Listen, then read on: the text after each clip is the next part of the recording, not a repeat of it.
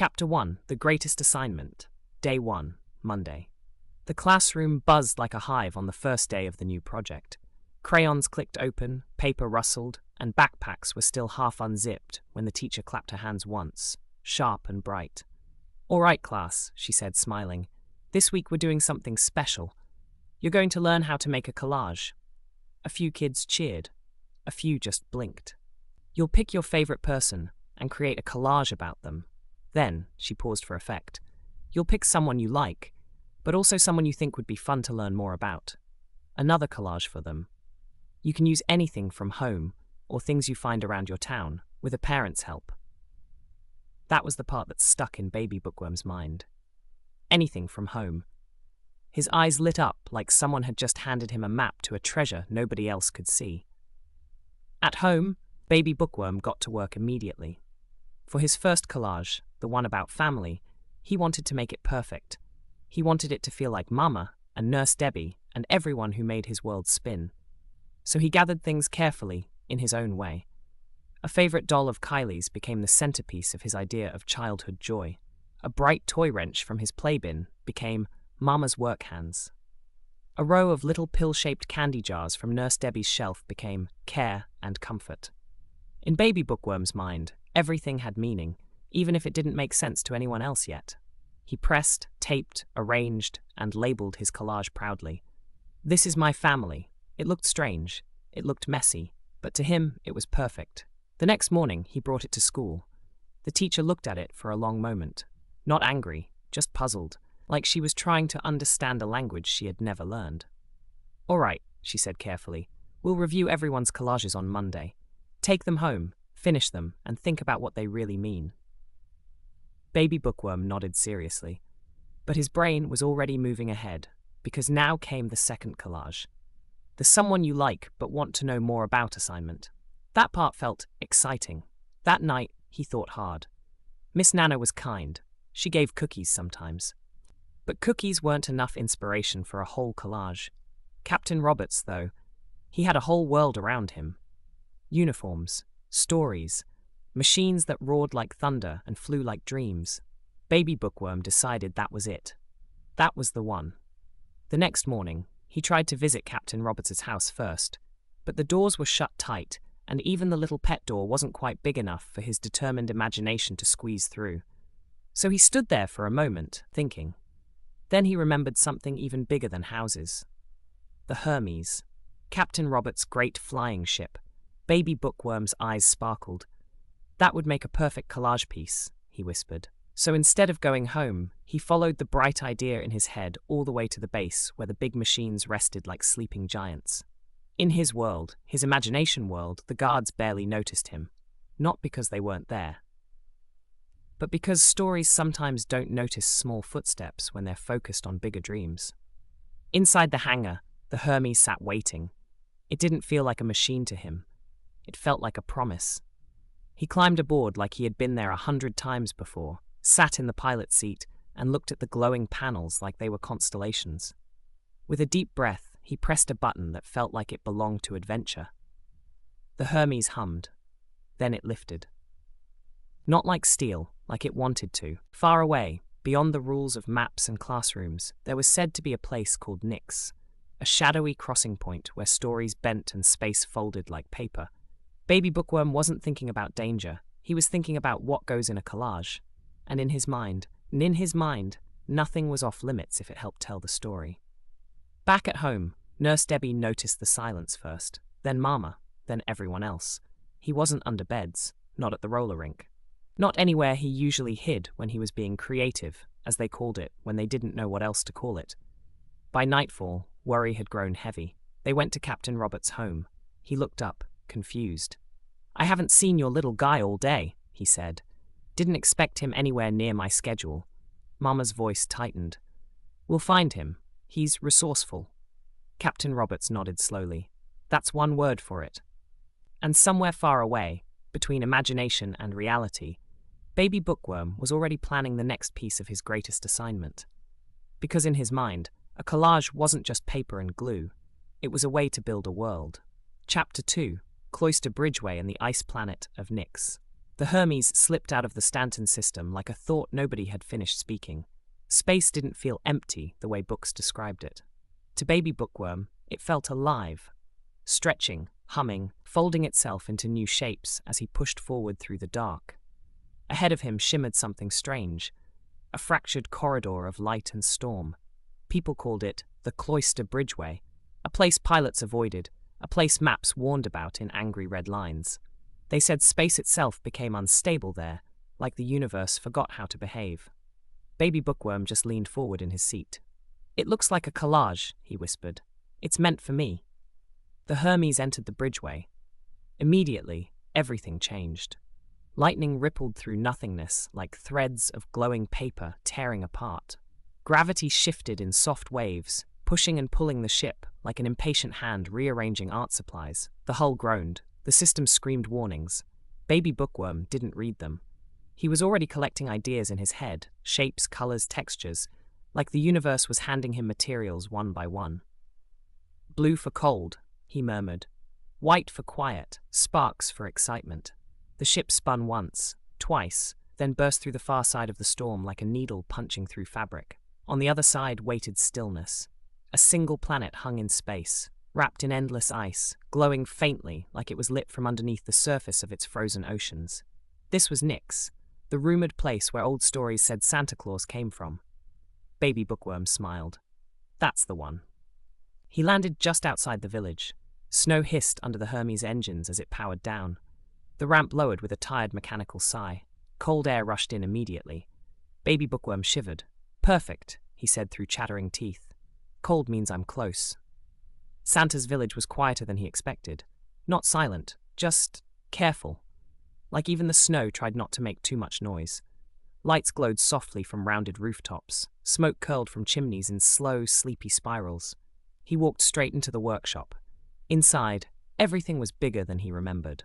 Tools lined the walls. Toys in progress sat on tables like unfinished dreams waiting for hands to finish them. Baby Bookworm's eyes locked onto everything. He didn't hesitate. Toy hammers? Perfect texture. Bits of workshop metal? Interesting shape. Stray pieces of wrapping ribbon? Color. He added each item carefully to his growing collection. His collage was getting better. Then he wandered further, past shelves, past chiming bells, past rooms where laughter echoed faintly even when no one was there. He reached the reindeer stables. Warm breath filled the air in soft clouds. One of the reindeer, Dasher, lifted its head and blinked at him. Baby Bookworm smiled gently. "Hi." He carefully snipped a small piece from Dasher's tail, as if gathering a sample of something important for later understanding. Then he paused, tilted his head, and gave the reindeer a small, sincere kiss on the cheek. "Thank you," he said softly, like it was part of the process. Dasher blinked again, uncertain what just happened. Inside Santa's quarters, things got messier. Drawers opened, closets shifted. The idea of private space didn't exist in Baby Bookworm's mind the same way it did for others.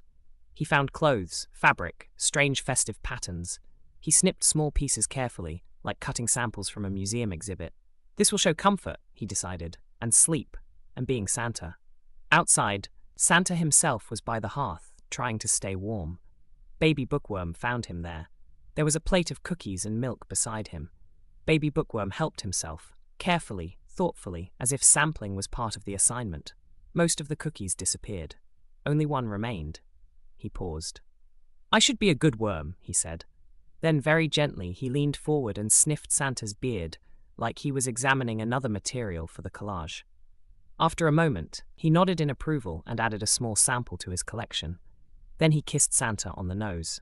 "Thank you," he said again, as if this was all completely normal research. Santa just stared. Not angry, just deeply confused in a way only someone who has seen centuries of strange behavior can be. Baby Bookworm left the village quietly, gathering candy canes along the way like final decorative pieces. He returned to the Hermes and flew home. Back on the base, everything had collapsed into chaos. The Hermes was gone. A child was missing. Security alarms screamed through corridors. Mama was panicking. Nurse Debbie was checking everywhere at once like she could fold space with worry alone. Captain Roberts was furious, not just because of the missing child, but because the experimental Hermes was also gone, and the night guard had one simple explanation. My thermos is missing. That was enough. Coffee theft, Captain Roberts muttered. Classic goblin behavior. He called Mama into his office and gave her a very serious talking to. She could only apologize and repeat that she didn't know where her son was. Then the alarm changed. A ship was landing. Everyone rushed outside. The Hermes touched down like nothing had ever happened. The ramp opened, and out stepped Baby Bookworm, covered in snow, carrying a bag full of questionable collage materials. He waddled across the tarmac like he had simply gone for a short errand. Mama froze. "That's my boy," she said. Captain Roberts stared at the ship. "That's my ship." That night was long. Baby Bookworm received a very stern talking to, about stealing ships, about running away, about not dismantling Santa's wardrobe for art projects. He listened carefully, then raised one small hand. "I didn't run away," he said honestly. "I went to see Santa." Mama sighed. Captain Roberts rubbed his forehead. "You've got to stop stealing my ships," Mama said. Baby Bookworm kicked the ground lightly, thinking. "Sorry, Mama," he said. "I won't do it again." His fingers were crossed behind his back, barely. Later, when everything finally calmed down, he was tucked into bed.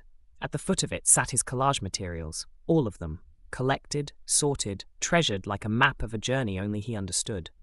He looked at them quietly, then smiled. Because to him, the assignment still wasn't finished. It was just getting interesting. Chapter 3. Putting it all together. Baby Bookworm woke up at exactly 4 a.m., not because anyone told him to, but because his collage wasn't finished, and more importantly, because he needed what he called wake-up juice. He sat up in bed, thinking carefully. Coffee would be perfect. But the coffee pot was too loud. Nurse Debbie would hear it. Last time he used it, the whole house got involved, which was a phrase adults used when they didn't want to admit something had exploded emotionally. So he chose a safer option: instant coffee. He climbed down from bed, determined and focused. The microwave was too high, so he grabbed a broom, not to clean, to press buttons. He balanced on a chair, stretched as far as his little arms could go, and still barely reached. Close enough, he decided. He pushed the button. 15 minutes. When the microwave finally beeped, he nodded proudly. Yep, coffee's hot. It was also aggressively bubbling, like it had opinions. He wrapped Mama's oven mitt around the cup and carefully carried it to the counter like he was transporting something very important. Then came the real work. 3 large scoops of coffee, into boiling water. It dissolved instantly into a dark, strong mix that looked far more serious than anything meant for a child. Cream went in next. Then 5 packets of Sweet and Low. Just like Captain Roberts, he said confidently. He stirred it with intense focus, then nodded. Perfect. Now he needed fuel. He opened the fridge. Inside sat Kylie's lunchbox, neatly packed, carefully prepared, meant for later. Baby Bookworm stared at it for a moment. She won't mind, he reasoned. She already knows how to make food, and she's technically good at lunch. That logic made perfect sense in his world. So he ate it. The sandwich, the apple slices with caramel glaze, the chips, salty and satisfying, the banana, everything. When he finished, he placed the empty lunchbox back in the fridge, carefully wrote, "I owe you a new sandwich," then sealed it with a banana peel inside like it was part of the system. He drank the coffee, all of it. A wave of energy hit him instantly. He paused. Whoa. He nodded slowly. Yeah, that's the stuff. By 7 a.m., he was back at work. His collage spread across the floor like a mission map of everything he had experienced. Family pieces, workshop fragments, candy canes, reindeer fur, strange metal bits from ships, and things nobody else would ever call art supplies. But to him, it was starting to look complete.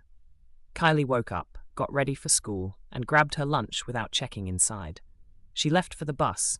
Baby Bookworm walked into the kitchen, energized and proud. "I'm ready," he told Nurse Debbie. "My collage is done." She looked at him suspiciously. "Are you hungry?" "Nope," he said quickly. "I already ate." Nurse Debbie raised an eyebrow. "You ate this morning?" Baby Bookworm froze. His brain searched for an answer. "It was a dream," he said quickly. "I'm not hungry." Nurse Debbie sighed like she had heard every possible version of that sentence in history.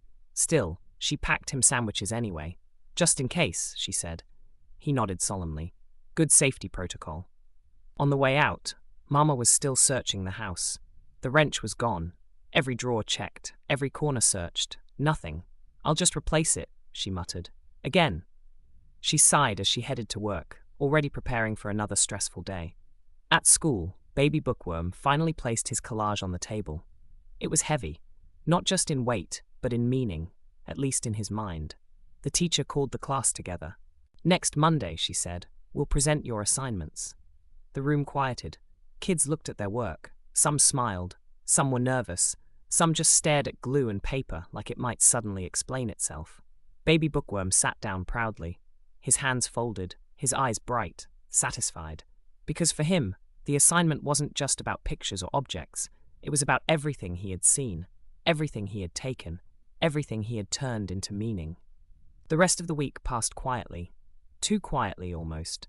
No stolen ships, no wormhole trips, no missing wrenches, just school and waiting. And somewhere in a house that still couldn't find its missing tool, Mama finally stopped searching for the wrench. Not because she found it, but because she had started to suspect something far stranger. That in her world, things didn't just get lost, they got used by Baby Bookworm. And Monday was coming. Chapter 4. The revealing Monday morning arrived like a bright alarm clock the whole house couldn't ignore. Baby Bookworm shot up the moment his eyes opened. Today was the day. Presentation day. His collage was ready, and he knew it was going to be amazing. In the kitchen, Kylie was already standing by the counter, checking her lunchbox. She opened it, paused, slowly looked over her shoulder at Baby Bookworm. It wasn't a smile, it wasn't a frown. It was something in between that said, "I know you did something, but I don't have proof yet." "Kylie, what's wrong?" Baby Bookworm asked. "What do you think, Bookworm?" she replied flatly. "I don't know," he said honestly. "Yeah, whatever." She snapped her lunchbox shut, quickly made a peanut butter and jelly sandwich, shoved it into his hand, grabbed her bag, and left before he could even say thank you. The door clicked shut. Baby Bookworm blinked. "Okay." Mama walked in right after. She saw the sandwich immediately. "I told you you're not allowed to make food," she said. Before he could respond, she took it, inspected it like it was evidence in a serious case, and frowned. "This is probably made wrong." Then she threw it in the trash. Baby Bookworm froze. His entire body went still. "You threw away the man in the stars," he whispered. Mama didn't hear him. She was already moving. "So dramatic," she muttered, cutting a new sandwich properly, crust removed, neatly sliced into 2 halves, and placed it on a plate. "There, eat that."